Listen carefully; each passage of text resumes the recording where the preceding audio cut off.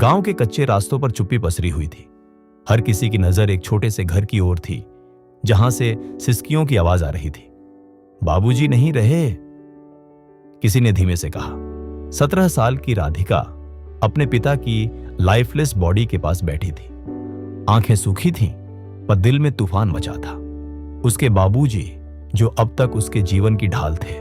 गांव एक ऐसा था जहां लड़कियों का सपना देखना पाप माना जाता था, और राधिका अब न केवल अकेली थी, बल्कि जिम्मेदारी का बोझ भी उसी के सिर आ गया था। मां सालों पहले गुजर चुकी थी और अब बाबूजी भी चले गए। गांव के बुजुर्गों ने सलाह दी, किसी रिश्तेदार के यहां भेज दो इसे, अकेली लड़की क्या कर पाएगी। पर राधिका ने अपनी लाल लाल आंखों में दृढ़ता से कहा, मैं किसी के पास नहीं जाऊंगी। ये घर, ये जमीन बाबूजी की आखिरी निशानी है। मैं इसे छोड़कर कहीं नहीं जाऊंगी। बाबूजी की एक छोटी सी बगिया थी जिसमें वो सब्जियां उगाते थे और बाजार में बेचते थे। अब वह बगिया राधिका की जिम्मेदारी बन गई। लोग हंसते थे, लड़की होकर खेत संभालेगी, शादी कर दो वरना नाम डूब जाएगा। पर राधिका ने ठान लिया था। उसने अपनी किताबें एक तरफ रख दी और कुदाल हाथ में ले ली। शुरुआत आसान नहीं थी। हाथ छिल गए, पीठ दुखी और लोग ताने मारते रहे। राधिका रात को सोचती, क्या मैं वाकई यह सब कर पाऊंगी? पर अगले दिन सूरज के साथ वह फिर बगिया में होती।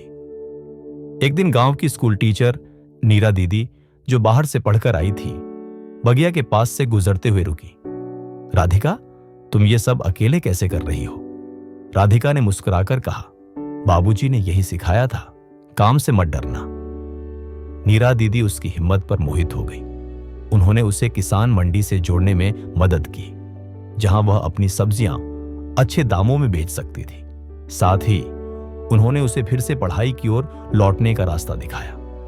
राधिका ने मोबाइल से यूट्यूब वीडियो देखकर उन्नत खेती सीखनी शुरू की। लोगों ने कहा, यह पागल हो गई है, फोन से खेती सीख रही है। पर धीरे धीरे उसकी बगिया में नतीजे दिखने लगे। टमाटर लाल और चमकीले, धनिया सुगंधित। स्कूल के बाद वह खेत में काम करती और रात को पढ़ती। 1 साल में उसने 10वीं की परीक्षा प्राइवेट से पास कर ली और खेत से मिलने वाली आमदनी दोगुनी हो गई। अब गांव के कुछ लोग धीरे धीरे उसकी तरफ उम्मीद से देखने लगे थे। सब कुछ ठीक चल रहा था।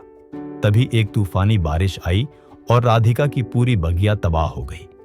फिर से वही लोग बोले, देखा, लड़की का काम नहीं है ये। राधिका टूट गई थी। दिन रात की मेहनत एक झटके में खत्म हो गई थी। पर उसी रात नीरा दीदी उसके पास आई। उन्होंने बस इतना कहा, जब जिम्मेदारी आती है तो इंसान में नया साहस पैदा होता है। तुम हारने के लिए नहीं बनी। राधिका ने अगले दिन गांव के पंचायत कार्यालय जाकर एक सरकारी योजना के लिए आवेदन किया, जिसके बारे में उसने खुद रिसर्च की थी। कुछ ही समय में उसे सरकारी सहायता मिली और उसने बगिया को फिर से खड़ा किया।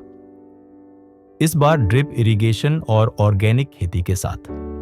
अब उसके खेत गांव के लिए मिसाल बन गए थे। गांव की औरतें उससे खेती सीखने आने लगी।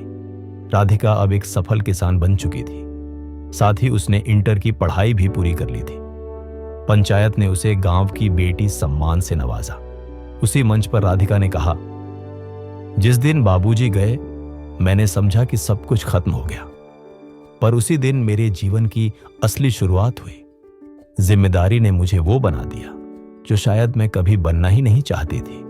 मजबूत, आत्मनिर्भर और प्रेरणादायक। मूल संदेश, जब जिम्मेदारी आती है तो इंसान में ऐसा बल जागता है जो पहाड़ों को भी झुका देता है।